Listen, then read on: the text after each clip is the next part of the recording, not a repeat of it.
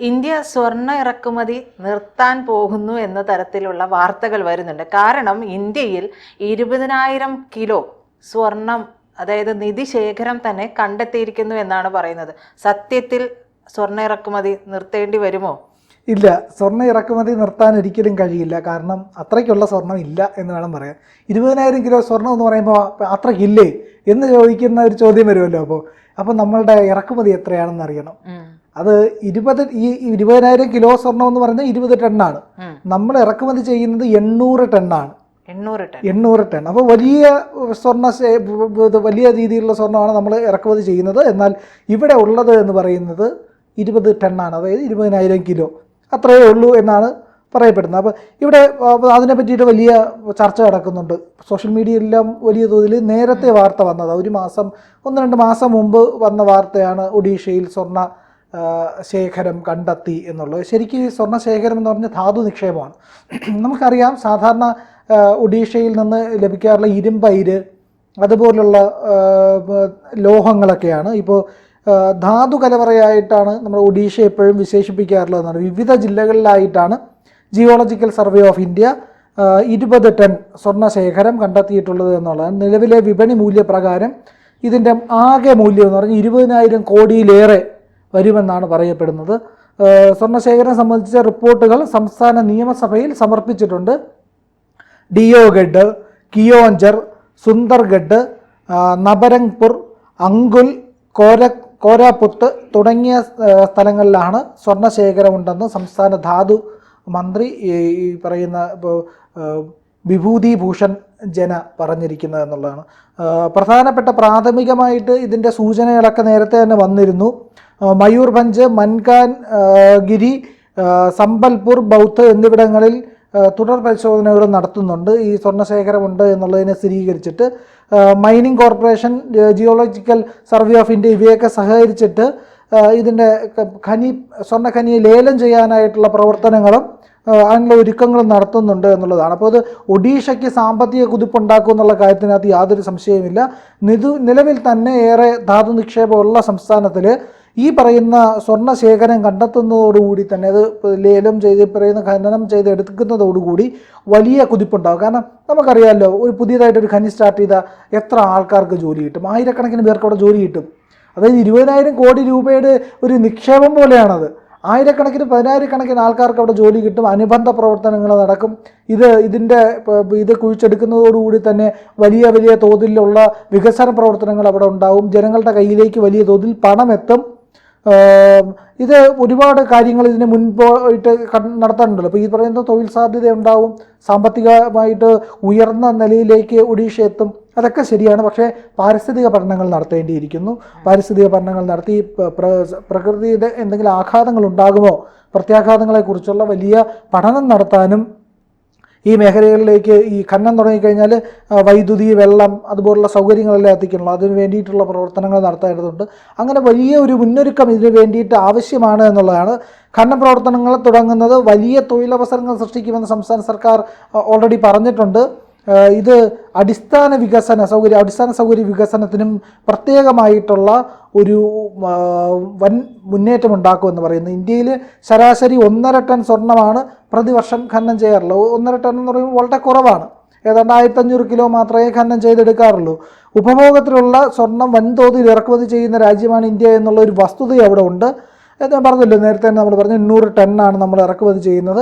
എങ്കിലും ആഭ്യന്തരമായിട്ടുള്ള ഇത്തരം ഉൽപ്പാദനം നടക്കുമ്പോൾ ഇറക്കുമതി ചെയ്യുന്നതിൽ 20 ടൺ കുറഞ്ഞു കഴിഞ്ഞാൽ പിന്നെ 780 ടൺ ഇറക്കുമതി ചെയ്താൽ മതിയല്ലോ. 800 ടൺ വേണ്ട, 20 ടണ്ണിൻ്റെ കുറവ് മതി. അപ്പം വില കുറയാനുള്ള സാധ്യത വല്ലതും ഒരുക്കുമോ?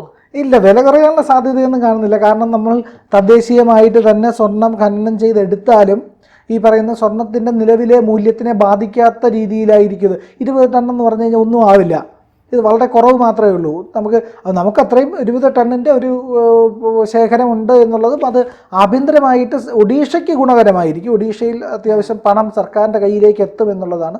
പിന്നെ ഈ പറയുന്ന വിപണിയെ സ്വാധീനിക്കാൻ തക്ക തോതൊന്നും അതിനില്ല എന്നുള്ളത് വേണം കണക്കാക്കാനായിട്ട്. ചെറിയ വല്ല ചാഞ്ചാട്ടം ആഭ്യന്തര വിപണിയിൽ വളരെ ചെറിയ തോതിൽ വല്ലതും ഉണ്ടാക്കിയാലേ ഉള്ളൂ.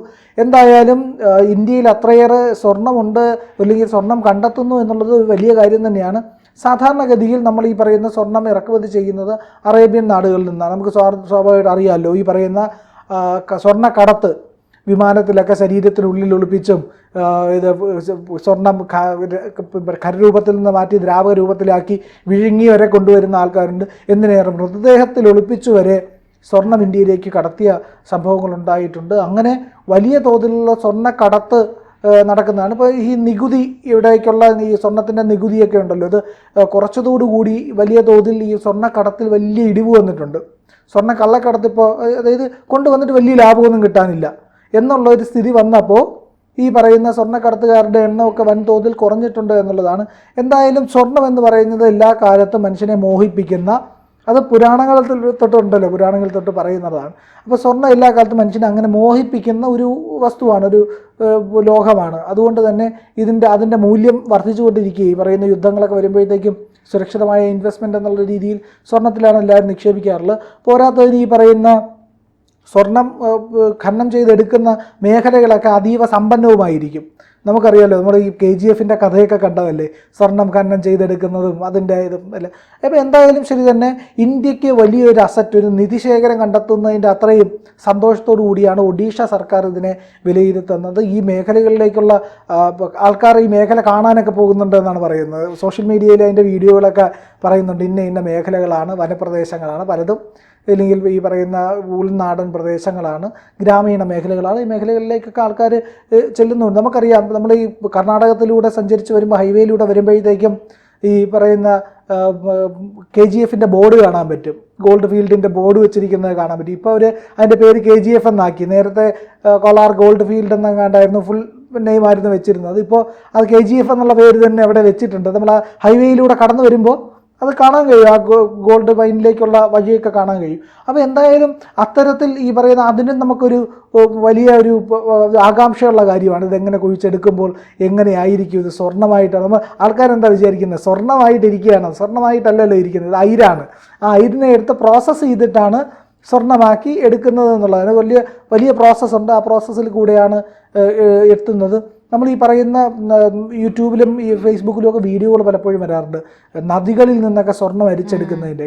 അത് ഈ പറയുന്ന ചില മേഖലകളിൽ ഭൂമിയുടെ ഉപരിതലത്തിലുള്ള ചില സ്ഥലങ്ങളിൽ നിന്ന് ഈ പറയുന്ന മണ്ണിലൂടെ ഒലിച്ചു വരുന്നതിനെയാണ് അങ്ങനെ എടുക്കുന്നത്. അതൊക്കെ റെയറായിട്ട്, വളരെ അപൂർവമായിട്ടേ അത്തരം സ്ഥലങ്ങളിൽ ഉണ്ടാവുള്ളൂ. പിന്നെ കന്യാകുമാരിയിൽ പോകുമ്പോഴത്തേക്കും നമുക്ക് കാണാൻ പറ്റും, അവിടെ ആൾക്കാർ നിന്ന് ഈ അരിച്ച് മണലിൽ നിന്ന് എടുക്കുന്നത്. അത് ശരിക്കും എന്ന് പറഞ്ഞാൽ ചില ആചാരത്തിൻ്റെ പ്രകാരമായിട്ട് ആൾക്കാർ ചില ആൾരൂപം ഇല്ലെങ്കിൽ സ്വർണം, ചെറിയ പൊട്ട് സ്വർണ്ണമൊക്കെ കടലിലൊഴുക്കും ആത്മാവിന് മോക്ഷം കിട്ടാനെന്നൊക്കെ പറഞ്ഞിട്ടൊക്കെയുള്ള ഓരോരോ അന്ധവിശ്വാസങ്ങളുടെ ഭാഗമാണ്. പിന്നെ അതുപോലെ തന്നെ ചിലപ്പോൾ അവിടെ വരുന്നവരുടെ കയ്യിൽ നിന്ന് കടലിൽ നഷ്ടപ്പെട്ടു പോകാറുള്ള അതപ്പോൾ ഇത് പാറയിടുക്കുകളുടെ ചില മേഖലകളിലേക്കൊക്കെ തിരയിൽ കൂടെ വന്നു കഴിഞ്ഞാൽ അത് ഒലിച്ചു പോകില്ല, അവിടെ കിടക്കുമെന്നുള്ളത് കൊണ്ട് അവിടെ ഈ അരിച്ചു നോക്കിക്കൊണ്ടിരിക്കും മണ്ണ് കൊണ്ട്. നമ്മളവിടെ ചെന്ന് കഴിഞ്ഞാൽ കാണാൻ പറ്റും കന്യാകുമാരിയുടെ ചില മേഖലകൾ. എന്തായാലും ഒഡീഷയിൽ ഈ പറയുന്ന സ്വർണ്ണ ഖനി കൊണ്ട് 20,000 കിലോ സ്വർണം കണ്ടെത്തിയിരിക്കുന്നു. വലിയ നിധിശേഖരമാണ്. ഇതിൻ്റെ വാർത്ത ഇപ്പോൾ വലിയ തോതിൽ ചർച്ചയുമാവുന്നുണ്ട്. കൂടുതൽ വാർത്തകളും വിശേഷങ്ങളും നിങ്ങളിലേക്ക് എത്താൻ ABC മലയാളം സബ്സ്ക്രൈബ് ചെയ്യുക, ബെൽ ബട്ടണും അമർത്തുക.